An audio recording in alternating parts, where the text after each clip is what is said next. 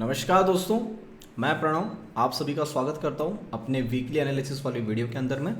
Video चालू करने के पहले जैसे आप सभी को पता है मैं जो भी पॉइंट ऑफ व्यू आपके सामने मैं शेयर कर रहा हूं that is purely and purely my point of view, वो मेरा एनालिसिस है। तो आप जब भी मेरी बातों को सुनते हैं तो कृपया आप सारे पेपर पेन लेके बैठिएगा और मेरी पूरी बातों को ध्यान से सुनिएगा। और जब भी आप अपना ट्रेड लेंगे या किसी की चीज़ के अंदर अपनी पोजीशंस बनाएंगे, make sure you ask your financial adviser before taking any positions.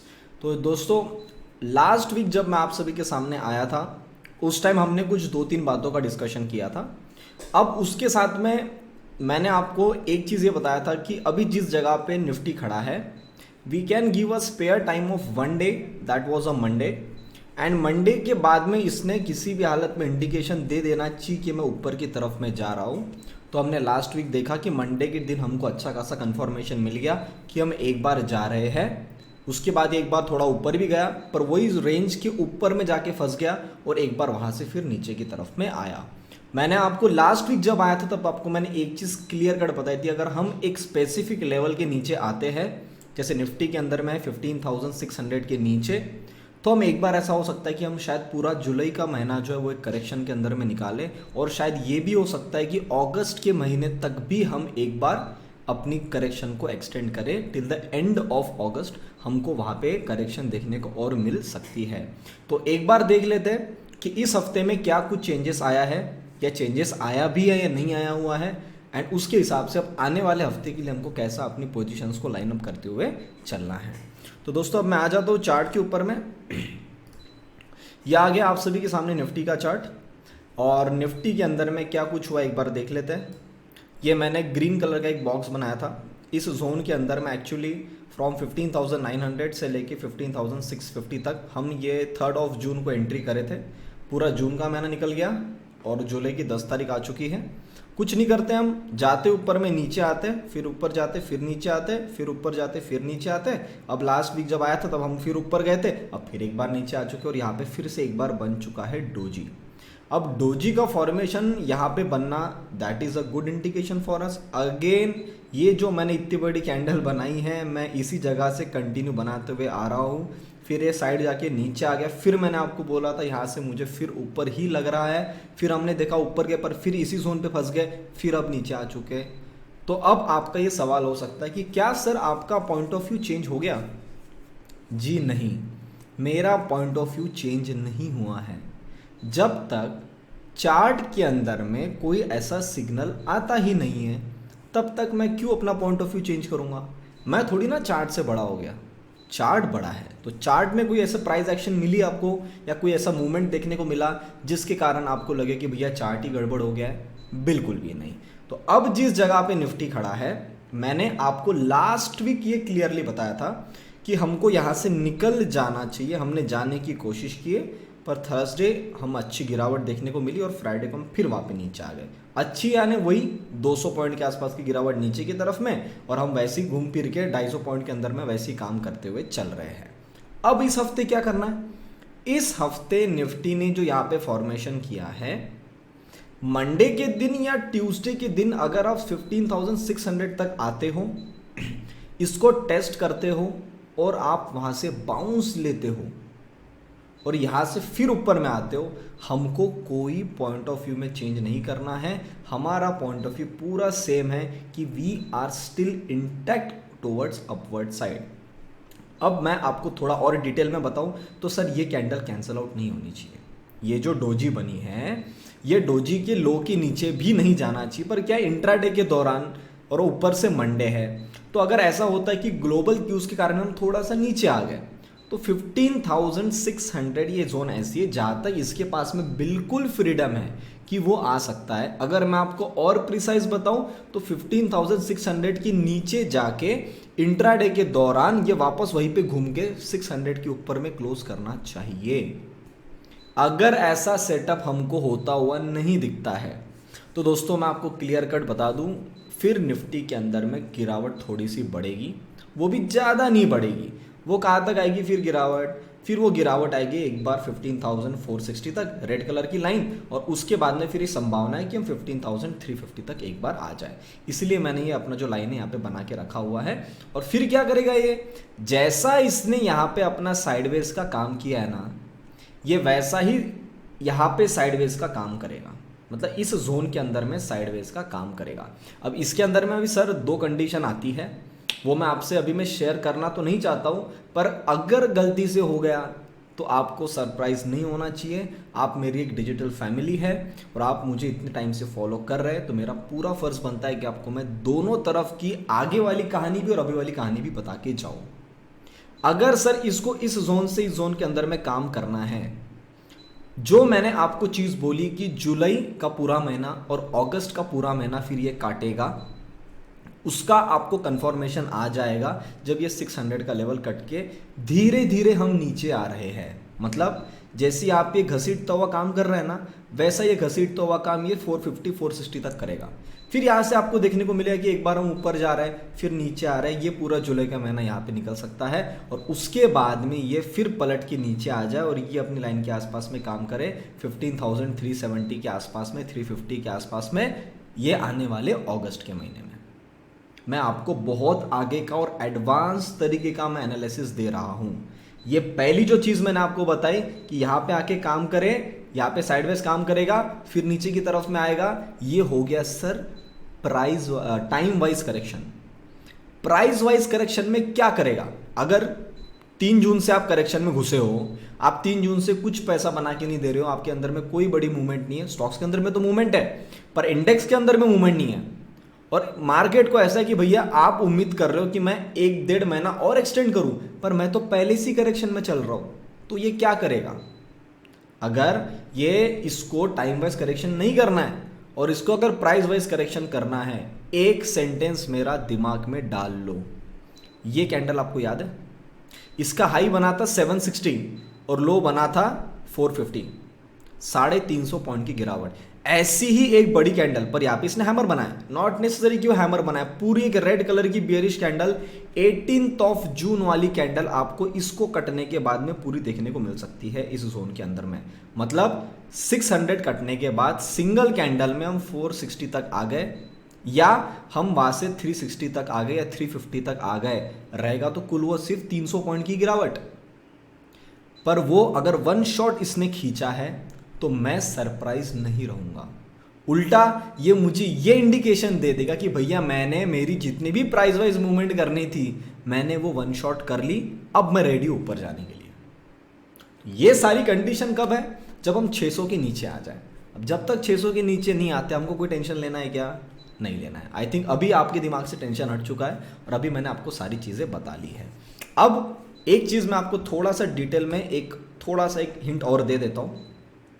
यहाँ पे ये जो काम चल रहा है ना सर, ये मेरे हिसाब से वन ऑफ द बेस्ट काम चल रहा है। और मैंने जैसे आपको पहले इंडिकेशन दे दिया यहाँ पे कि फ्राइडे वाली जो कैंडल बनी है सर वो कटनी नहीं चाहिए। अगर वो कटती है इटसेल्फ इट इज इंडिकेटिंग कि भैया मैं करेक्शन बढ़ा रहा हूँ। फिर वो कैसे बढ़ाता है, प्राइस वाइज या टाइम वाइज, दोनों कंडीशन मैंने आपको 2 मिनट पहले जस्ट अभी सारी एक्सप्लेन करी है। अब जब मैं बोल रहा हूं कि वो नहीं कटनी चाहिए कैंडल, मतलब इसने इसी जगह से बाउंस लेके जैसे भी आप लेके जाना चाहते हो, आपने इस बार 900 का जोन काटना चाहिए। ठीक है, तो अब आपका बड़ा सौदा कब बनेगा, जब ये 900 के ऊपर में होल्ड कर ले। इंट्राडे के दौरान छोटा मोटा ट्रेड लेना है। मंडे की अगर मैं बात करूं तो अगर ये 15,750 के ऊपर में आके खड़ा हो जाता है, आप 15,800 के लिए ले सकते हो। इसको भी काटता है तो 15,900 तक आपको फिर पहुंचा देगा, क्योंकि रेंज वाइज काम कर रहा है ना, तो ये करना है। पर मैं आपको फिर इस हफ्ते सेम चीज बता रहा हूं। शायद आपको ये चीज सुन सुन के आप बोर हो गए होंगे, पर उसके अंदर में आपको मैं 2 इंपॉर्टेंट चीज बता रहा हूं। सबसे पहली इंपॉर्टेंट चीज ये, 900 का जोन स्पीड में कटना चाहिए, 16,000 भी जाना चाहिए, 16,100 भी जाना चाहिए। अगर आप यहाँ से इस बार बार आप यहाँ पे नीचे आते हो ना, ये सबको पता चल चुका है। अगर आप इनको फिर मौका दे दोगे फिर शॉर्ट दबा देंगे। तो अगर ऊपर जाना है ना मार्केट को, तो ये जोन को बस काटते ही चले जाना है, काटते चले जाना है, काटते चले जाना है। सेकंड चीज, हो सकता है कि आप मार्केट में बोर हो गए हो जून के महीने से, पूरा जून का महीना, जुलाई का महीना, आपको लगता है दिन भर में कोई मूवमेंट नहीं आती है, मैं टाइम पास कर लेता हूँ, पिछले एक महीने से कुछ मूवमेंट नहीं आ रही है, मैं टीवी लगा लेता हूँ, मैं गाने सुन लेता हूँ, मैं इंस्टाग्राम स्क्रॉल कर लेता हूँ, मैं यूट्यूब पे वीडियोस देख लेता हूँ, या मैं घर वालों के साथ के घूमने निकल जाता हूँ। पता है कि मार्केट कहीं नहीं जा रहा है। मेरे कुछ वर्ड्स का आप ध्यान रखिएगा। आपकी आंखों के सामने आपको ऐसा लगता रहेगा कि ये नहीं जाएगा, ये निकल चुका रहेगा, धीरे धीरे करके आपकी आंखों के सामने ये स्पाइक बना देगा। और जब आप पूरे चार्ट को 3:30 बजे देखोगे, आपको ऐसा लग सकता है कि हे भगवान, मैंने क्या कर दिया, मैंने पूरी मूवमेंट छोड़ दिया, इसने तो एक दिन में ही मूवमेंट खींच दिया। तो इससे आप क्या समझे? इससे आपको ये समझना है कि आपको भले ही मार्केट पैसा दे या ना दे, आपको ऐसे टाइम पे, ऐसे सेटअप के सामने, जब प्रॉपर करेक्शन यहां पे चल रही हो, किसी भी टाइम ये चार्ट खींच सकता है। अपने आप को प्रिपेयर करके बैठना। छोड़ दो, अभी एक महीना इसने जितना करना था कर दिया ना, अब आपको ध्यान देना है। अब ये किसी भी मोमेंट खींच सकता है। फिर ऐसा ना हो जाए, फिर आप ये मत बोलो खुद अपने आप को कि अरे यार सर, मैं तो मार्केट में देखते रहता था और ये कुछ पैसा नहीं देता था और मेरी आंखों के सामने मूवमेंट चलेगी, सर मैं पार्टिसिपेट ही नहीं कर पाया। इसमें गलती किसकी रहेगी? इसमें गलती रहेगी आपकी। तो मेरा काम था आपको अलर्ट करना, मैंने आपको अलर्ट कर दिया।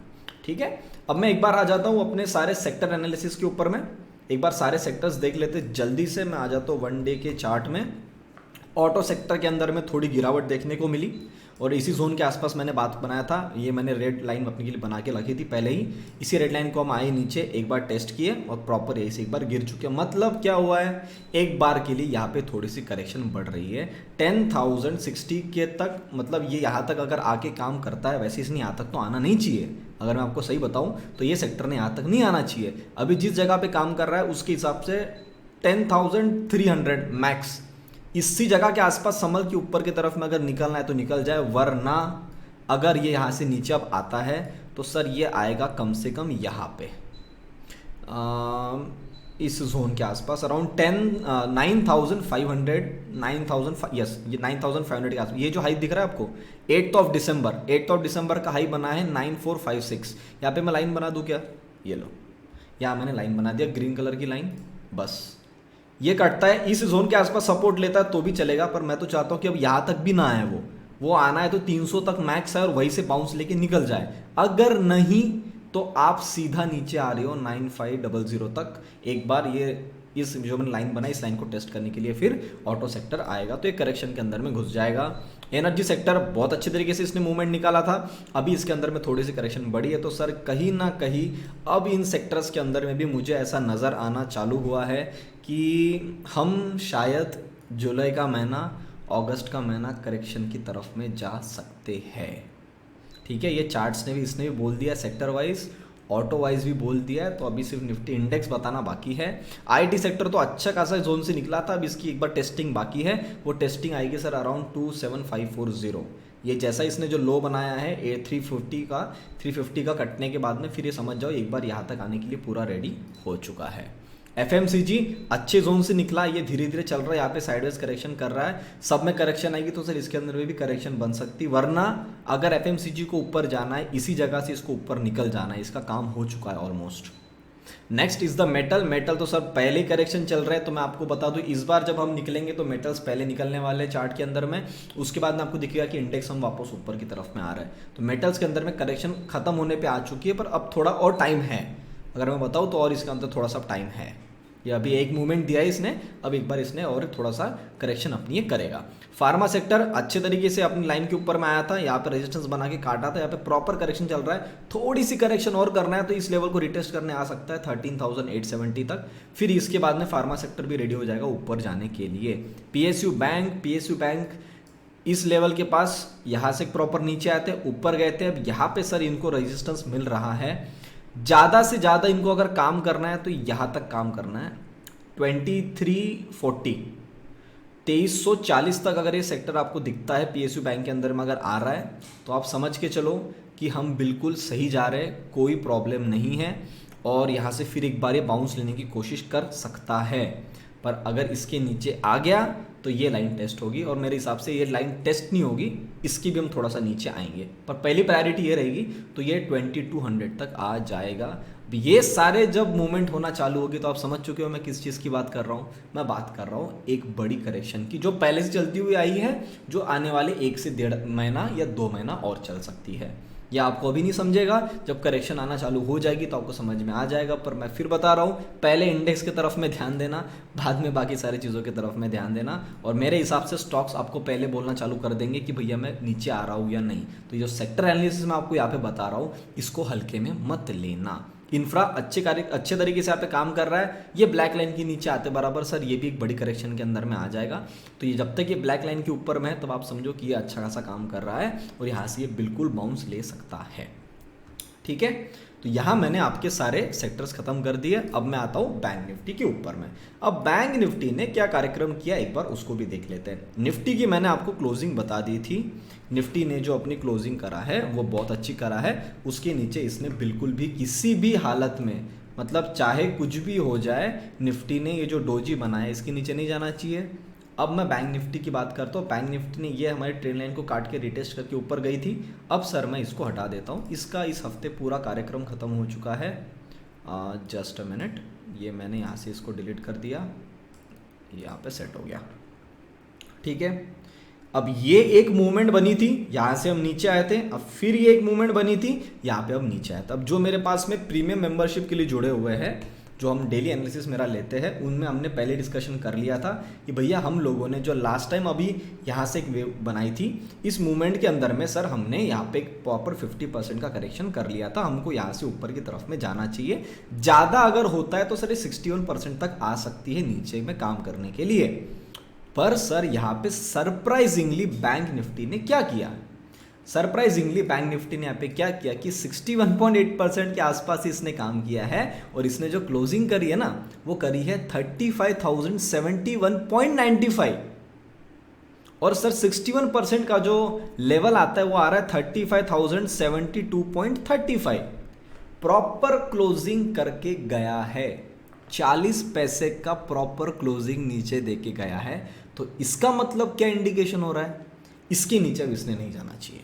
अगर ये इसके नीचे जाता है, इसका मतलब सर इसमें भी करेक्शन बढ़ेगी। तो वहां निफ्टी ने कितना अच्छा सेटअप बनाया है कि भैया जाना है तो आपको यहीं से जाना है। बैंक निफ्टी ने भी क्या किया है, सेम किया है, जाना है तो यहीं से जाना है, वरना हम नहीं जाना है। तो मंडे के दिन मैं आप सभी से ये गुजारिश करूंगा कि अगर ऊपर ज्यादा नहीं जाता हुआ दिखता है तो एक बार इसको नीचे काटने देना। काटने के बाद पोजीशन बनाओगे तो अच्छा पैसा मिलेगा। काटने के पहले बनाओगे तो सर वो गलती हो जाएगी कि भैया मैं तो लेवल पे खड़ा था, मुझे सारी चीज़ें मेरे दिमाग में थी, पर मैंने ऐसा एक्सपेक्ट किया कि मार्केट मेरे हिसाब से काम करे। कभी भी ऐसी गलती मत करना। मार्केट जैसा काम करता है उसके हिसाब से आपको काम करना है। ठीक है, वो मैं लेवल बता देता हूँ आपको कि अगर हम यहाँ से नीचे आते तो फिर बैंक निफ्टी कहाँ तक नीचे आएगा।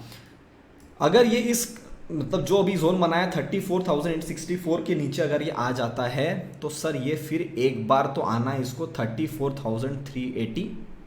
जैसे वहाँ पे 460 का लेवल है, यहाँ पे लेवल आएगा 34,360, और उसको काटता है तो फिर एक बार ही आएगा 33,900।